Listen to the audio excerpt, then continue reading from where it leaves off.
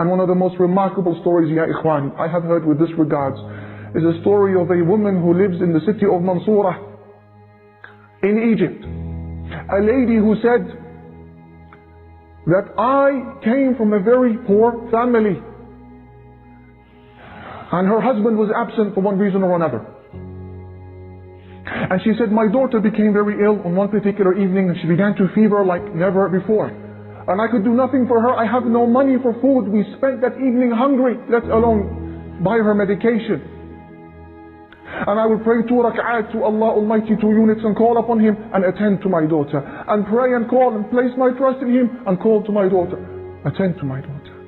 And the hours would pass. It was now midnight, 12 o'clock, 1 o'clock in the morning. Then they hear a knock on the door. Who is it? It's the doctor. It's the doctor. So the lady, she puts on her hijab. She opens the door. Assalamu alaikum. Wa alaikum assalam. Where is the girl? He says. The lady, she says, she's in the room. Allahu Akbar, who sent him? He comes into the room. He checks her. Prescribes for her medication. And then leaves the house. And he says, payment please. Payment. And the woman began to cry. She said, doctor, I don't have anything to pay you.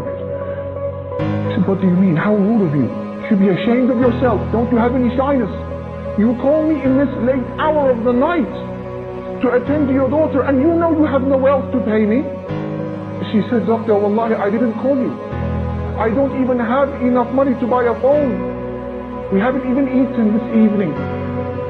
He said to her, what do you mean you didn't call me? Is this not door number such and such? She said, no, that's the door next door. The doctor, he began to weep because he understood that this was Allah who sent him their way. He said, please, let me go back inside. What is your story? Who are you? How did this happen? And she explained the story. He understood. So he bought them food for that evening.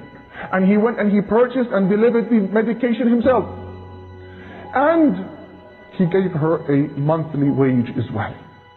And I'm sure that if I ask any one of these brothers to mention a similar story, you could. When you needed Allah, you had nobody to ask but Him, and you were given.